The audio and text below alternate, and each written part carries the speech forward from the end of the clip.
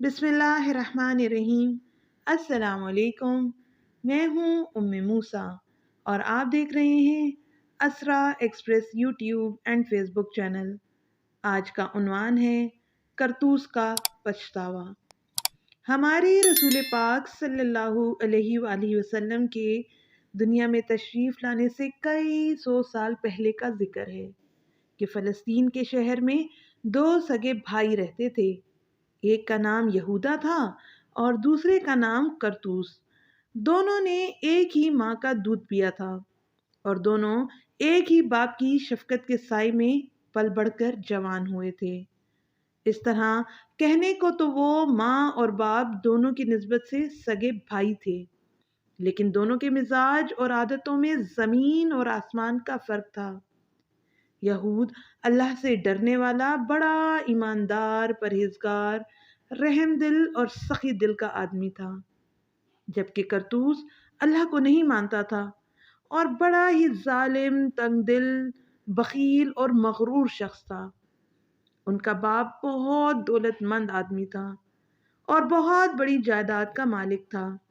جب وہ فوت ہوا تو دونوں بھائیوں نے باپ کی چھوڑی ہوئی دولت اور جائیداد آپس میں تقسیم کر لی اور دونوں اپنی طبیعت اور مزاج کے مطابق زندگی گزارنے لگے۔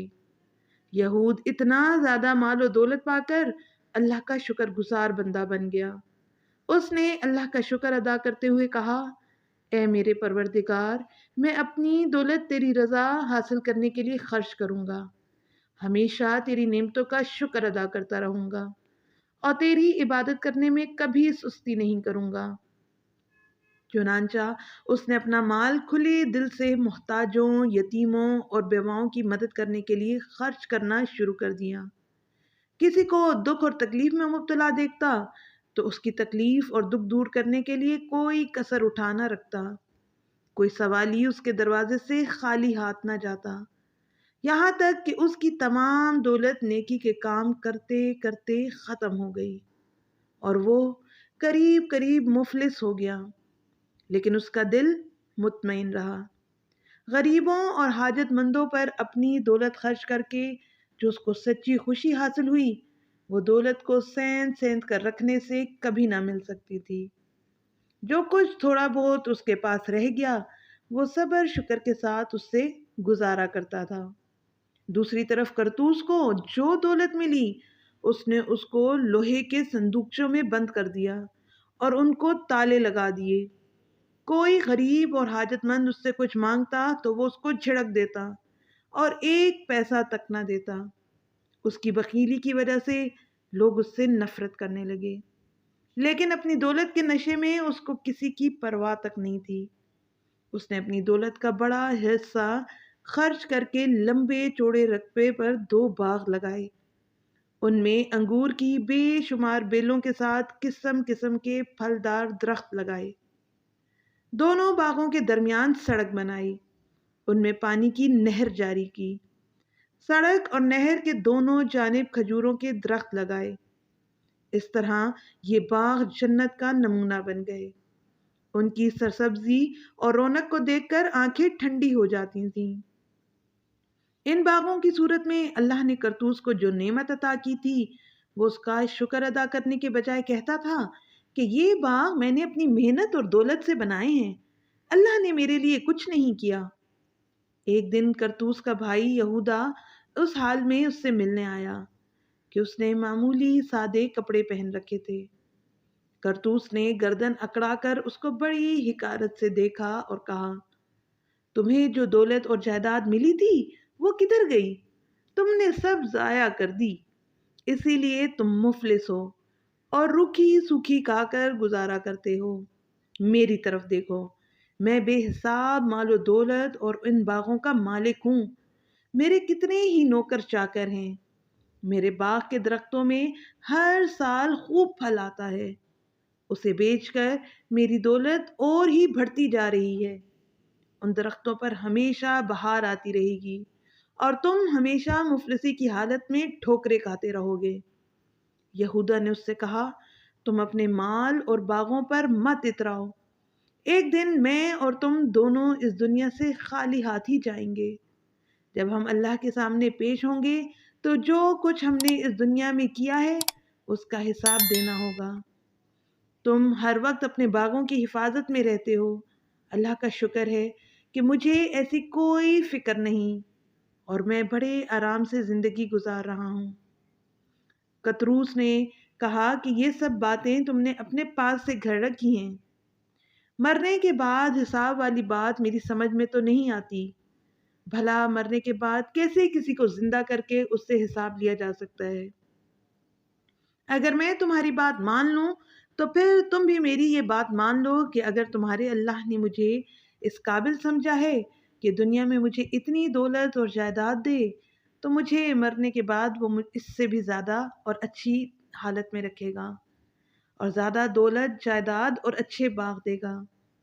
تمہاری عقل پر پردہ پڑ گیا ہے۔ اللہ جو ہر شے کا خالق و مالک ہے، تم اس کے انکار اور ناشکری کرتے ہو۔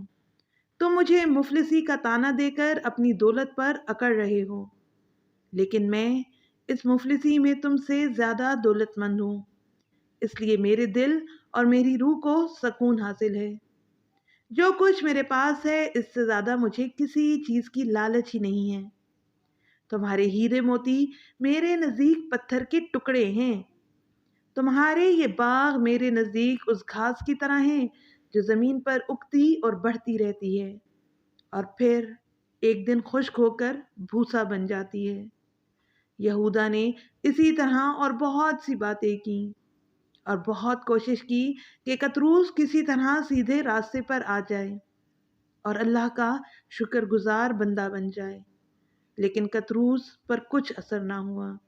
وہ یہودا کی ہنسی اڑاتا رہا اور بار بار یہی کہتا رہا کہ نہ میرے مال و دولت کو کوئی خطرہ ہے اور نہ میرے باغوں کی سرسبزی اور شادابی کبھی ختم ہوگی۔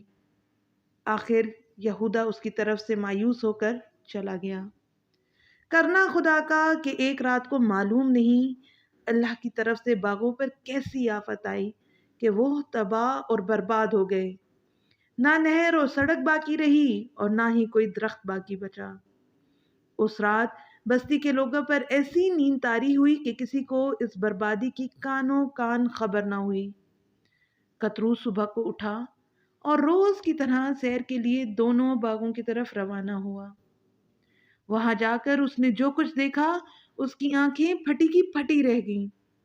باغوں کی جگہ مٹی کے ڈھیر پڑے تھے، نہ کوئی انگوروں کی بیل نظر آتی تھی اور نہ کوئی درخت پر شے، ہر چیز ہی برباد ہو چکی تھی۔ اس کی بڑی دولت اس کے باغ تھے، ان کے برباد ہونے سے اس کی دولت بھی برباد ہو گئی۔ اب اس کی اکڑی ہوئی گردن جھک گئی۔ اسے یہودا کی باتیں یاد آنے لگیں اور وہ اپنے آپ کو ملامت کرنے لگا کہ میں نے یہودا کی بے عزتی کیوں کی اور اس کی باتوں کو ہنسی میں کیوں اڑایا۔ کتروس کی زبان پر اب بار بار یہی لفظ آ رہے تھے، کاش میں نے اپنے بھائی کی بات مان لی ہوتی، کاش میں نے اپنی دولت غریبوں اور مسکینوں کو جھولیاں بھر بھر کر دی ہوتی، کاش میں نے اپنے اللہ کو جو سب کا خالق اور مالک ہے اس کو نہ بھلایا ہوتا۔ لیکن اب کیا ہو سکتا تھا؟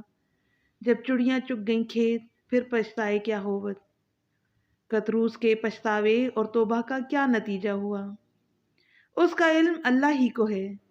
ہاں، ہمیں یہ سبق ضرور ملتا ہے کہ ہر حال میں اللہ کا شکر ادا کرنا چاہیے، برے کاموں سے بچنا چاہیے، حاجت مندوں کی دل کھول کر مدد اور خدمت کرنی چاہیے اور غرور اور تکبر کبھی نہیں کرنا چاہیے کہ اس سے اللہ سخت ناراض ہوتا ہے۔